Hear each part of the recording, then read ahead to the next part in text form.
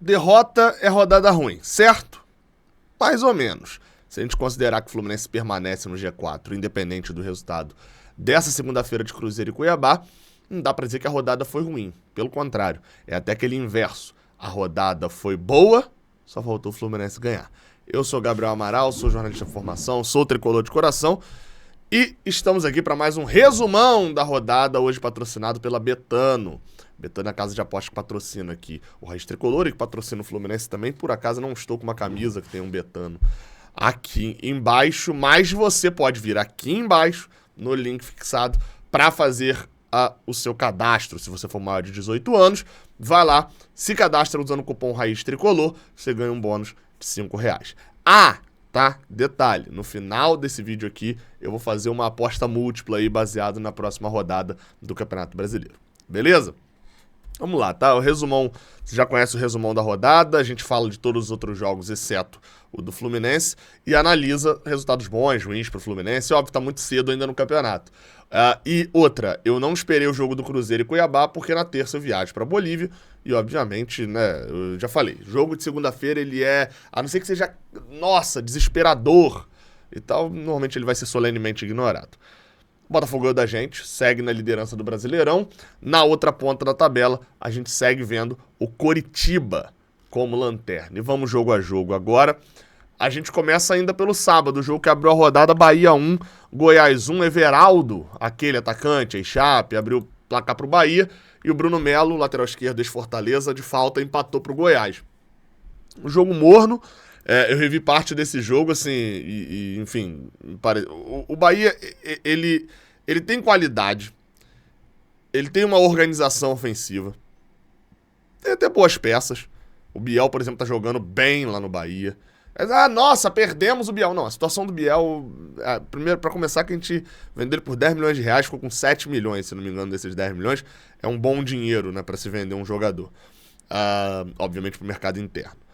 E também era por confusões com a torcida que ele não ficou. Mas tá bem, Marcos Felipe bem também. Quem não tá muito bem, apesar de ser titular, ter dado uma melhorada, mas deu umas pichotadas nesse jogo, foi o David Duarte. Foi salvo pelo Marcos Felipe. Apesar disso tudo que eu elogiei o Bahia, continua sendo um time exposto demais. Parece que quando tem a bola, tem a obrigação de ganhar, como era pegar o Goiás em casa na Fonte Nova, mais uma vez com um público espetacular, dá espaço, marca mal e toma contra-ataque.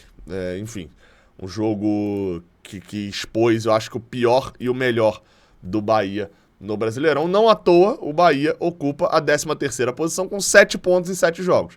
Perdeu muito jogo bobo, mas também conseguiu ganhar alguns jogos nessa qualidade ofensiva com times que não conseguiam contra-atacar. Aí, Botafogo e Fluminense. Já falei muito desse jogo já. Uma merda, uma derrota. Eu vou falar do Fluminense até mais depois. Já falei bastante já desse jogo.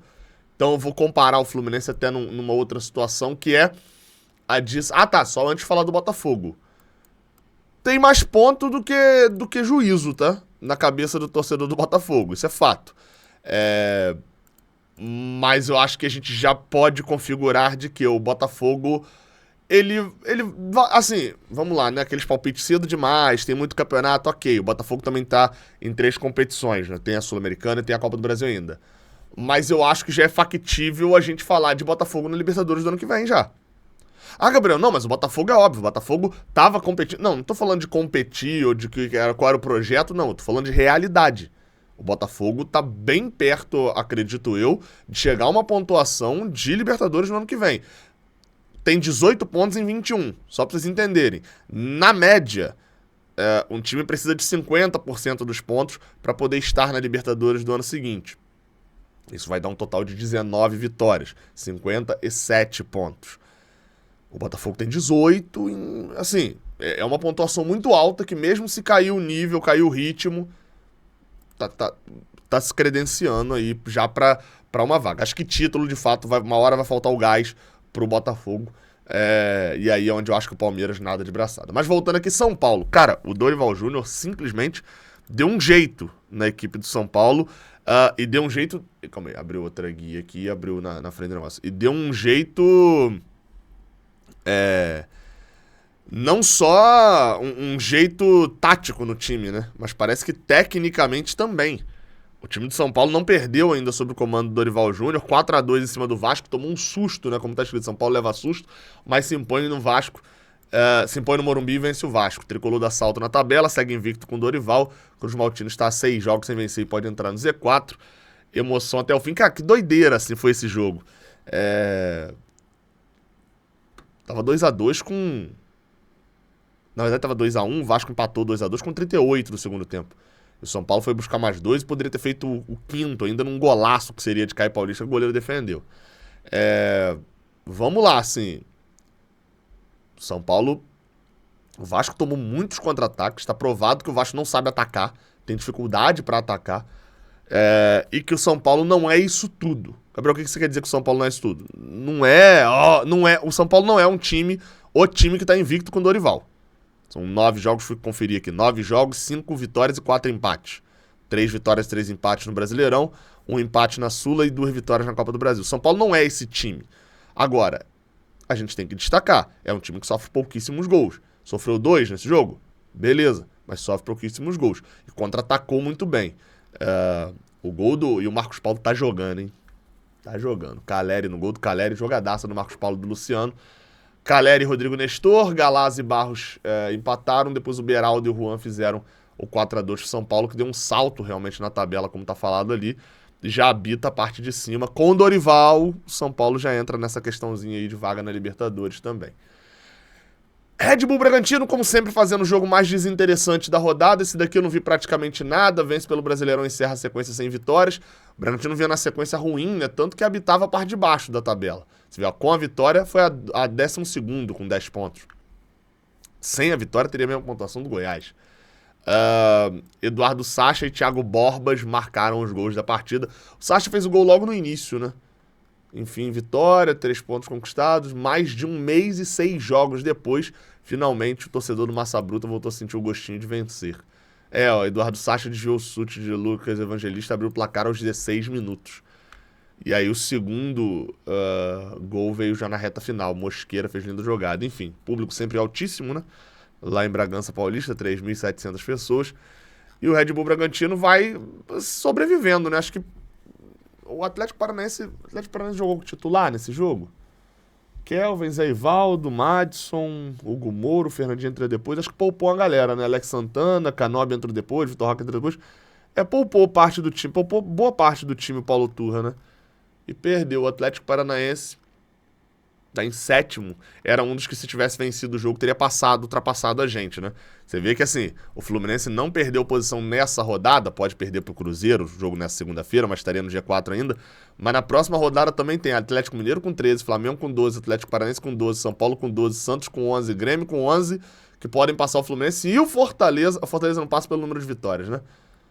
Então, assim, tem pelo menos 6 times aí que o Fluminense pode perder a posição se bobear na próxima rodada. É óbvio, tem confrontos ali entre um e outro. Coritiba e Atlético Mineiro. Pô, isso daqui foi maluquice, cara. O Atlético ganhou esse jogo. Robson abriu o placar de pênalti, num pênalti bobo do jogador do Atlético Mineiro. Não sei, acho que foi o Saravia que fez o pênalti, né? A bola que batendo na mão do jogador, ele subiu bloqueando o cruzamento. Uma bobeira que nem os jogadores do Atlético reclamaram.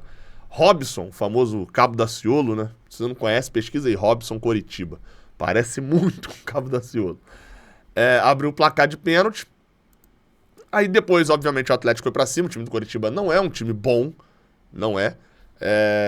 O Atlético foi pra cima, conseguiu o empate numa cobrança de falta do Johan. Eu até vi um desvio naquela bola. Não entendi porque que deram exatamente o gol pro Johan, não. Teve um leve desvio de Maurício Lemos, mas a arbitragem deu o gol pro meio. Maurício Lemos, zagueiro, chegou agora. Chegou agora não, mas chegou há pouco tempo no Atlético Mineiro, né? O uruguaio, Maurício Lemos, ele veio da onde? Maurício Lemos. Veio do... não vi aqui. Do... Fenerbahçe, mas estava emprestado... meu amigo. Birchotsvia. Não sei, não entendi exatamente, não. Estranho. Mas depois o Galo ficou com um jogador a mais, uma expulsão boba do Zé Roberto até num contra-ataque, e por incrível que pareça o Coritiba foi melhor nesse momento. O Coritiba botou a bola na trave, subiu Aqui, ó. A etapa final virou com ataque contra a defesa. Logo aos 9, por conta da expulsão do Zé Roberto, o Atlético Mineiro ficava em cima, mas tinha dificuldade de furar o 5-4-0 ao Alviverde. Bruno Gomes de cabeça ainda colocou a bola no travessão. E aí, a partir dos 30, o Galo pressionou e parava nos triângulos do Leão Poli. Mas assim, 3 defesas, mas se você for ver os lances, é chute de fora da área. Tem uma boa jogada do Atlético Mineiro só. Foi meio que fla-flu, assim. Você vai falar, nossa, pressionaram muito. Tá bom, pressionaram muito. Mas nada demais, assim, também. Teve uma jogada super criada do Galo, não. E aí um pênalti do Marcos Vinícius no Vargas, um pênalti bobo. Aí é aquele negócio, né? Tipo assim, não fizeram nada demais. Só que o Coritiba fez, né? Tem jogador burro. E aí fez um pênalti bobo demais o Marcos Vinícius. Pênalti pro Galo, que ocasionou a expulsão esquisita do Maurício Lemos. Ele tava tirando os jogadores do Coritiba de reclamarem com a arbitragem e tomou o segundo cartão amarelo, enfim, uma doideira. E aí o Hulk fez o segundo gol do Atlético. Coritiba, assim, é um time com toda pinta de rebaixado, assim. Eu acho que é daqueles times que no meio do campeonato já vão estar, tipo, nem contratando mais pra poder já guardar dinheiro pra Série B. Enquanto o Atlético Mineiro segue aonde eu achava que ele ia estar. 13 pontos, quarto colocado, enfim, não vou falar mais aqui não, porque o Fio depois fica rindo que eu falo a mesma coisa do Atlético sempre. Mas tem artifícios, né? A diferença de você ter também alguns bons jogadores para poder pressionar, enfim, e conseguir, numa bobeira do rival, tirar 3 pontos dele. América Mineiro e Fortaleza. Esse jogo aqui, cara, esse jogo que eu achei interessante. Apesar de eu não ter conseguido ver ele completo, era um jogo que eu achava interessante porque são dois times que gostam de contra-atacar.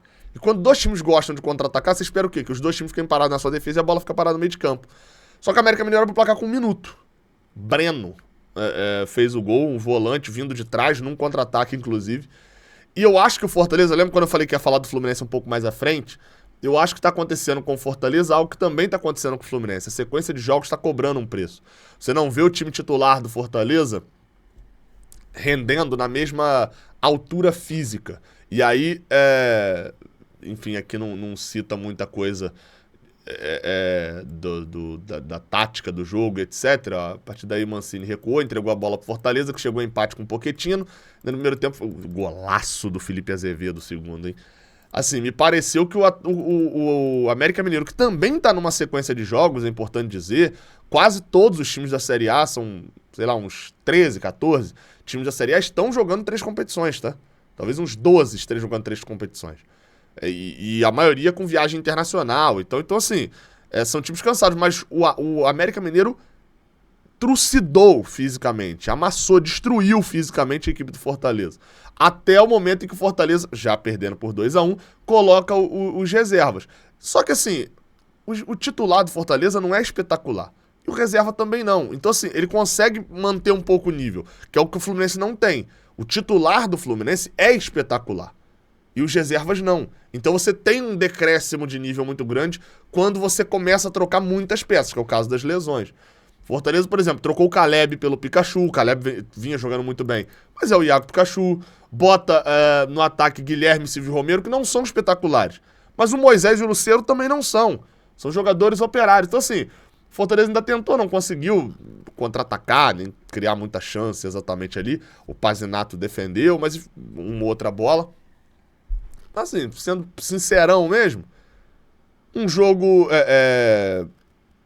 interessante de se ver, mas que mostrou essa deficiência do Fortaleza da sequência, na minha opinião, e como o América Mineiro consegue, quando consegue fazer o gol cedo, trucida o adversário fisicamente. E em alguns momentos não conseguiu fazer isso no Brasileirão, mas tentou fazer isso com o Fluminense não tomou o gol cedo, né? Santos e Palmeiras, um 0-0 em que a torcida do Santos comemora muito mais que a do Palmeiras. O Santos perdeu, se não me engano, 8 dos últimos 8 jogos pro Palmeiras, ou 7 dos últimos 7, esse era o 8º. Se eu não me engano, foi isso. Tipo assim, perdeu de uma maneira inacreditável. O jogo foi na Vila Belmiro, 0-0. E pro Santos, assim, só mantendo uma questão aqui, 2 questões, na verdade. Odair Helman, mais uma vez, se destacando por montar zagas muito boas. Tá numa sequência sem sofrer gols, acho que são 4 jogos seguidos sem sofrer gols. Muito com o destaque do Joaquim, o zagueiro. Aí aquele negócio, né? O Joaquim tá jogando muito bem, por isso que o Odair Helman não toma gol. Ué, peraí, e o mérito do Odair? O Odair tá fazendo o Joaquim jogar muito bem. Joaquim Messias, depois entrou até o Maicon no jogo também. Enfim, o Santos vai fazendo o odairzismo, né? Vai pontuando e quem quer ver futebol bonito vai se irritando. Flamengo e Corinthians, irritado fiquei nesse jogo, né? Porque liguei a televisão com 20 minutos do primeiro tempo, o Corinthians simplesmente empilhando chances com Roger Guedes, com Yuri Alberto, com Maicon, empilhando chances. Matheus Bidu chegando muito bem. Matheus Bidu finalmente jogando o que se esperava dele, né? Porque quando saiu do Guarani parecia que era a oitava maravilha do mundo. Não rendeu no Cruzeiro, enfim. Acho que foi pra Chape também nesse meio período aí. Ou pode ser que eu esteja lembrando dele de camisa do Guarani e esteja confundindo com a Chapecoense. Também pode ter acontecido isso. Deixa eu ver, ó. Ele foi pro Cruzeiro e do Cruzeiro... Exato, confundindo. Não teve nada de Chape, não. Do Cruzeiro... foi Guarani, Cruzeiro, Corinthians só. E aí, assim, pressão total. O Flamengo, no segundo tempo, até teve chances também. O jogo não foi um massacre do Luxemburgo dessa forma, não. O Flamengo também, na reta final, também conseguiu pressionar e etc. E aí, simplesmente, um zagueiro puxando a perna, o Léo Pereira, faz um gol de cabeça aos 40 evral do segundo tempo e bota o Flamengo ganhando por 1-0 do Corinthians. São os nossos dois adversários agora, né? Considerando times brasileiros. A gente pega o Corinthians na próxima semana na Neoquímica Arena, com o Luxemburgo não tendo vencido nenhum jogo desde que assumiu o Corinthians. E isso me incomoda muito, porque o Corinthians está à beira da zona de rebaixamento.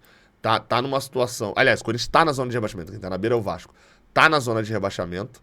O Vasco pode entrar se o Cuiabá ganhar o jogo. E assim, vai ser um jogo caótico na próxima semana. Então, me preocupa pegar o Corinthians dessa forma. Enquanto o Flamengo, ganhando seu jogo, foi a 12 pontos. 4 vitórias e 3 derrotas no Campeonato Brasileiro até agora.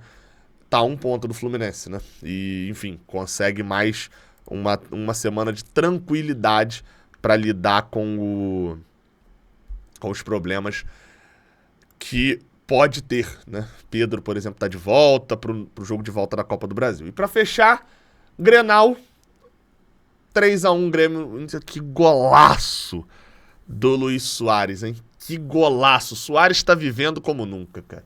E é inacreditável como o Renato Gaúcho consegue ser o pai do Grêmio, do Internacional. É inacreditável. Mano Menezes caiu? Falaram que ele não caía por causa do Grenal. Acho que talvez quando esse vídeo aqui sair, o Mano já tenha caído. Ele desconversou e o diretor executivo disse que ele é nosso treinador no momento. No momento, meu amigo. No dia seguinte já não é mais aquele momento, né? Enfim, acho que o Internacional, o Mano, deve cair ainda mais depois de uma paulada dessa. O Inter tá com 7 pontos.